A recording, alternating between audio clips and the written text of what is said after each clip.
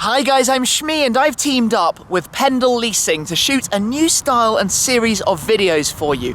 We're going to be taking a look at some more attainable, achievable, real-world fun cars. This is kind of inspired by my recent purchases, the Focus RS and the classic Mini, and there's quite clearly a big audience out there amongst you guys in finding out more about these. So we're going to take a look with Pendle and I at some of the best cars, starting off with the Mini Cooper S John Cooper Works. Be sure to let me know in the comments what else you'd like to see, but for now we're going to take a sort of review, driving impressions of the JCW. This car is one of a list of Mini models available to lease through Pendle, but let's take a look around, talk about the specification, because, well, I'm going to get us started with the paint, the electric blue. Now this is actually a colour with some historical significance amongst the Mini community, because when the Cooper S, the first of the new generations of Cooper S, launched in 2002-2003, this was a special edition colour only available on the Cooper S, and they brought it back now for the John Cooper Works. Obviously, if you know me, you know I like blue cars too, so no problems there taking a look at this specific model. It's got a 2-litre turbocharged 4-cylinder engine, 231 PS, that's 228 brake horsepower. This car has a 6-speed manual gearbox, but it's also available with an automatic. It's good for 0 to 62 in 6.3 seconds. If you have the auto, you can do 6.1, and a top speed of 153 miles per hour. It wasn't that long ago that you could never imagine a car as small as this that just weighs 1,205 kilos going 153 miles per hour. In fact, they're keen to state that it's the best in class in terms of power to weight for a small hot hatch. Now let's talk aero and design, and there are a couple of features I'd like to show you as we head around, but the first thing you're going to notice is that it is rather aggressive looking, and that is because this is the performance orientated version of the Cooper S. I mean, in fact, it has 39 brake horsepower more than the standard 189 brake horsepower in the Cooper S, and I mean, that's an already pretty strong figure, 228 in here, even more so. We've got some distinct red John Cooper Works highlights. So if we come around to the front, you've got this sort of stripe, the full width of the bonnet grille, the calipers, you've got a red touch in the center cap, right there on the side, and more that you'll see on the inside when we get there too. As we come back round to the front though, to have that extra power means you need extra cooling. The power comes from new pistons, new turbochargers, but cooling is vital. So you've got this vent here at the side with a radiator inside, an additional radiator to cool the engine. But what's interesting is when you compare that side to this side, which has a dummy vent, that's actually blocked up. And the reason for that is the balance between cooling and drag. Obviously, having a vent is bad for the drag performance and capabilities of the car, so you want the exact sort of amount to keep the engine cool without overdoing it. So they have one open vent and one closed. I quite like that, bit of a nerdy sort of fact there. As we come around to the wheels, there's a new brake developed with Brembo, bigger brakes than the standard car, which means bigger calipers. The side effect of that is that the wheel has to have this curved shape to fit over the brake calipers. As a result of that, to meet sort of homologation requirements, you have to have an extra lip here because the wheel can't be wider than the body of the car. All sorts of fun little things like that. And it's running on Pirelli P0s as well, which is quite a cool tyre. Round the back, you've got the sort of boot lid spoiler up top, but down at the bottom, new exhaust system. Again, wider bore on the exhaust, which obviously normally would mean you've got more weight of material. The material is made slightly thinner, so there's no extra weight from the new exhaust system. Let's have a jump inside. Got the key right here. Our new Mini model key. Unlock. And take a look. So you have the standard, super supportive sort of bucket seat design, big side bolstering. I'm going to step in the car and start it up quickly, get the air conditioning rolling. Start is done by pressing that, and you can hear it rumble into life. John Cooper Works has this standard sort of finish around the central navigation screen. You've got the red stitching on the steering wheel.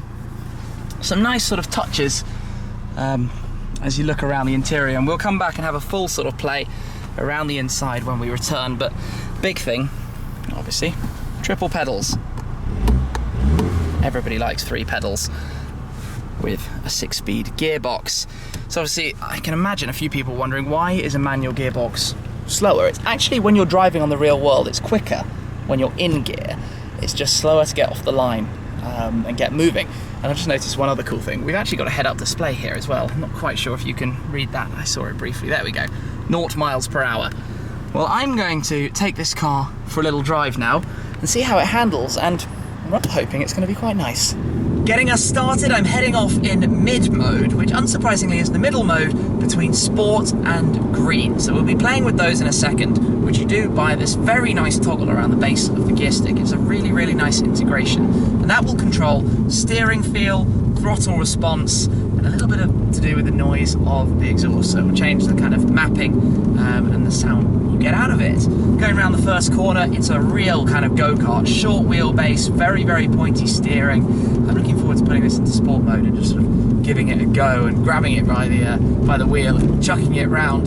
You can feel that the ride is on the firm end. That's not surprising. To have the suspension that can do the sort of tight, enjoyable, kind of twisty little stuff, you're going to have a firm ride. But we've got a little bit of a smoother road here, so let's feel how it is as we're sort of just cruising along, completely, I guess, in chilled out mode, if you can do that in a JCW. The clutch is super easy and forgiving, very nice to sort of let you change gear up and down. There's a lot of power available, torque, it pulls away pretty easily in pretty much any gear. You've got a sort of nice seating position, you know, you can see everything. The sort of high headlights give you a good view over the bonnet out in front of you, and it's quite a small car, so it's very easy to position on the road and place. You've got loads of tech, the head-up display, the nav screen integration here. You've got a reversing camera if you want that for parking. Yeah, lots of things available. Let me pop it into green mode, and the central dial goes green. That's cool.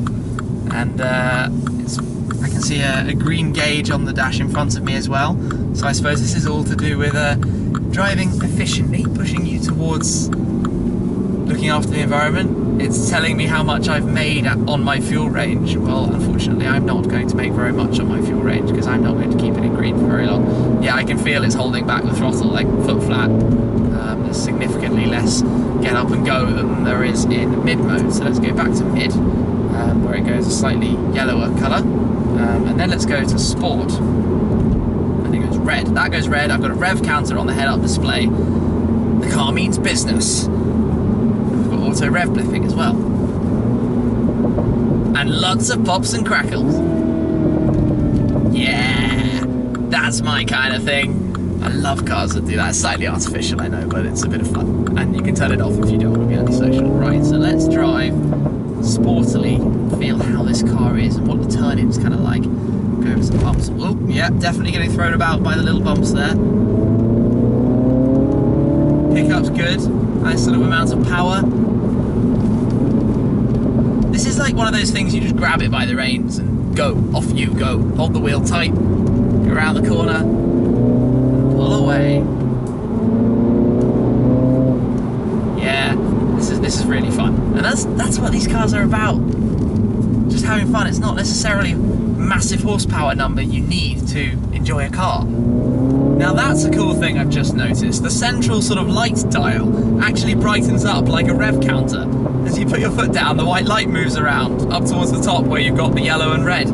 Okay, that's pretty neat. Obviously in the previous gen of Minis you had the speedometer around the central sort of ring around the navigation system, which was a little bit peculiar, and they moved that back to the driver sort of view, the dashboard for the new gen. But I like that a lot. Steering wheel, one thing I'm going to mention is I find the palms of my hands, if I'm sort of gripping tightly like on a road like this, are basically pressing on the buttons. I mean, it's nice having buttons, but they're kind of in a weird position.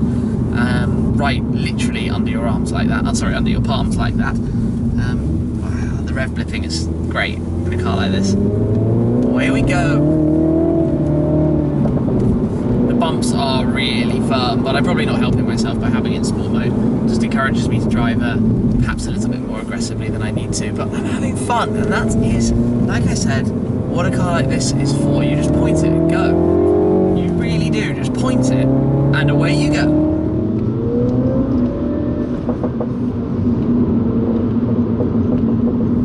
As you know, know, I teamed up with Pendle Leasing to shoot the Mini JCW today, and leasing is kind of an interesting topic because it's not one that prior to now I knew that much about because I've never leased a car before, but it's basically a way of completely knowing everything up front, like what your costs are going to be. You can get a servicing package, and I've put a link down below with a lot more information and also sort of what the costings are for a Mini, whether it's a normal petrol or diesel model or right the way up to the JCW as well. So you can check that out on Pendle's website down below.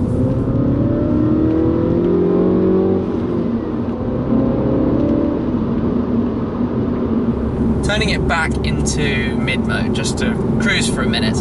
It did get noticeably a little bit quieter there. I find the armrest positioning really funny. It kind of gets in the way a little bit. I'm not quite sure about that. I think it might have been an optional part and you can move the position of it. But the problem is it's kind of right where your elbow wants to be for the gear stick. It makes your sort of hand have to be a little bit higher than you otherwise want it. Just being fussy here. But first impressions sort of for me, I like everything that you're looking at. You know, it's a much nicer interior than I think you necessarily immediately expect. Everything's sort of well designed and quite a development on from the previous gen, so it's all sort of very ergonomic, and I don't know, I just really like looking around, looking at all the sort of switches, the sort of aircraft almost inspired switch gear and those kind of things that are all around you to control the different tech and bits and pieces. Let's head this way. Yeah, you do notice the throttle mapping. Even in mid, you can tell that there's slightly less power, less get up and go than there is versus when you're in sport. Put it back into sport just for a moment to experience the difference, and obviously pops and crackles straight away. Change gear more than I need to just because it's fun and because I like hearing pop, pop, pop, pop, pop, pop, crackle, because who doesn't?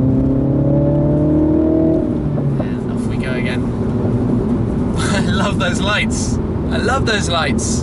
Yeah, so you've got all the aircon and stuff, all nicely placed. Right, time to go back and have a proper look around the inside of this. Let's take another little look around then, and I'll jump to the interior in a second. While we're out here, let's just open the boot. Obviously it's a hatch. Little boot, but it does go quite far down, so you do actually have a decent kind of amount of storage in there, and obviously you can pop the seats down, 60/40 folding rear seat, and then you've got the whole boot. So there's actually kind of a decent amount of storage. I suppose Minis are no longer quite so mini, they're normal sized cars, so you've got a decent amount of storage back there, but that's no bad thing. Kind of like that. The silver fuel cap definitely stands out, bright on the side. In fact, all the kind of silver touches are quite cool, although there's a bit of a mix between silver touches and black touches. Kind of funny balance. But let's jump in here and I'll start it up. And I think first I'm going to do a quick sound check. So key is in my pocket.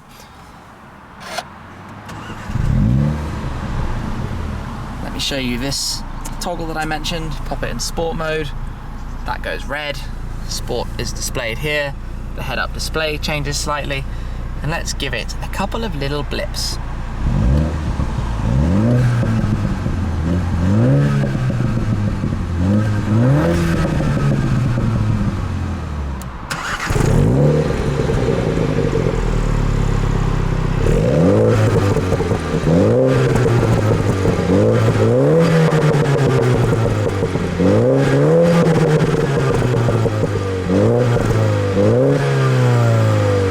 I'm just going to shut it back down again for a moment because I want to show you the head-up display because it's kind of cool the way it comes up and goes back down. So let's start the car again.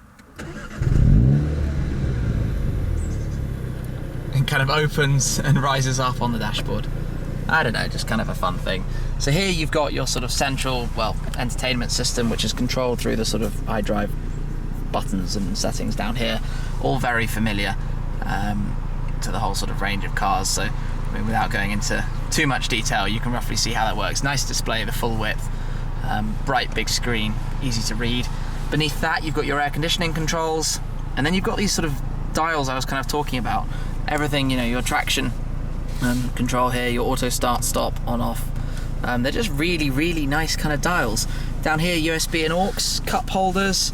The gear stick itself is quite nice, leather around the chrome sort of sides.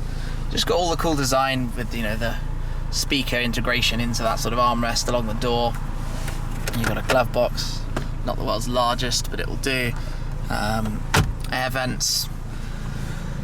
It's quite neat. Harman Kardon hi-fi in here, I should point out. Very nice. More of these sort of toggles for your lights up here. Yeah, just having to play around really, see what there is. Back seats, not the world's most space, but you can get somebody in there decently enough. And the seat back, actually, that's quite cool. Has a little clip to hold it out of the way, so you can fold the seat back, or forwards, I guess, without the seat getting in the way. So yeah, I think this has been quite an interesting look around the Mini JCW. And like I said, a car I wouldn't necessarily normally have featured if it weren't for all the interest recently in my new cars that I've been sharing with you guys. This hot hatch segment, it's a desperately exciting one, you know. It's not all about cost and horsepower. Fun and smiles per mile is a much bigger thing than that, and certainly I'm discovering the more and more I drive and the more I experience how cars like, you know, my Morgan three-wheeler when I had it, and how the classic Mini I have now can just be an absolute barrel of fun. And this is right up there. You know, JCW, small platform, lots of power. It's all about the smiles and entertainment while you're driving it. As I mentioned before, this has been thanks to teaming up with Pendle, so a big shout out to them, and there's some information down below if you'd like to know any more. But thank you very much for watching, guys. It's been fun shooting the JCW for you today, and I hope you've enjoyed the video. Let me know in the comments what you'd be interested in seeing next, what cars float your boat, so to speak, and I'll do my best to try and feature them in the not too distant future. Thanks for watching. I'll catch up with you again very soon. Cheers.